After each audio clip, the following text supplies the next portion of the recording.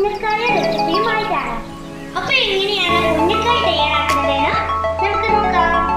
അപ്പൊ ഒരു കിലോ പഴം ഞാൻ ഇതേപോലെ തന്നെ കട്ട് ചെയ്തിട്ട് നമ്മുടെ ആവിയിൽ വേവിക്കാൻ വെച്ചിട്ടുണ്ട്. അപ്പൊ നമ്മുടെ പഴം ആവിയിലേക്ക് വന്നിട്ടുണ്ട്. ഇനി നമുക്ക് ഉന്നക്കായയുടെ ഫില്ലിംഗ് ആണ് നമുക്ക് തയ്യാറാക്കുന്നത്. ഇനി നമ്മുടെ ഉന്നക്കായ ഫില്ലിംഗ് തയ്യാറാക്കാം. അതിനായിട്ട് ഒരു പാനിൽ ഞാൻ ഗീ ഒഴിച്ച് കൊടുക്കണം.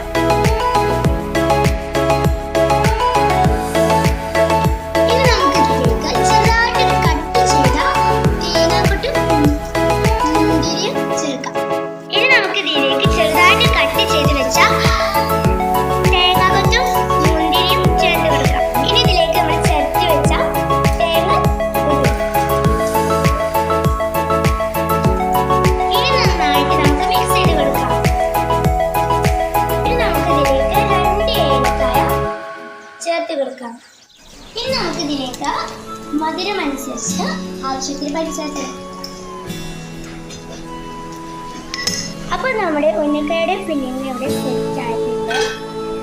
നമ്മൾ ഭാവിയിൽ വെച്ച ആ പഴം എടുത്ത്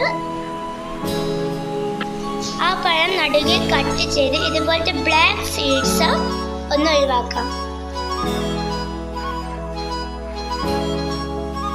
ഇനി ഈ ഒരു പഴം നമുക്ക് ഉടച്ചെടുക്കാം. ഇനി നമുക്ക് ഇന്ന് നന്നായിട്ട് കുഴമ്പാക്കി എടുത്തിട്ടുണ്ട്. അപ്പോൾ ഈ ഒരു പഴം നമ്മൾ പരത്തിയെടുക്കാനാ. കയ്യത്തിന് ഉണ്ടോ പരത്തിയെടുക്കുന്നത്? നമ്മുടെ ഫില്ലിങ് ആ ഒരു പഴത്തിനകത്ത് കൊടുക്കാം. അപ്പോൾ നമ്മുടെ ഫില്ലിങ് ഈ ഷേപ്പിലാക്കി കിട്ടിയിട്ടുണ്ട്. അപ്പോൾ നമ്മുടെ ഫില്ലിങ് ഇവിടെ സെറ്റ് ആയിട്ടുണ്ട് കേട്ടോ.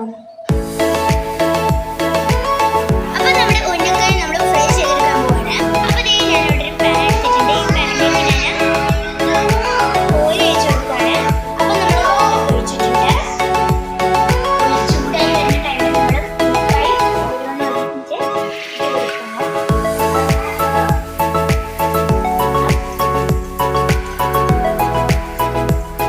അപ്പോൾ നമ്മുടെ ഉന്നക്കായ നമുക്ക് തിരിച്ചു മുറിച്ച് കഴിഞ്ഞിട്ട് എടുക്കാം.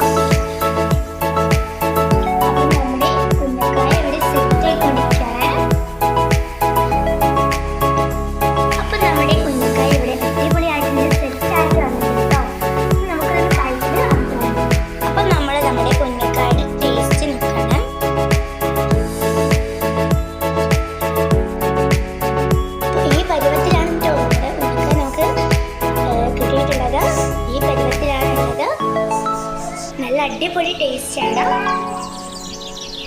അല്ലെങ്കിൽ ട്രൈ ചെയ്യാത്തവരുണ്ടെങ്കിൽ ട്രൈ ചെയ്ത് നോക്കാം.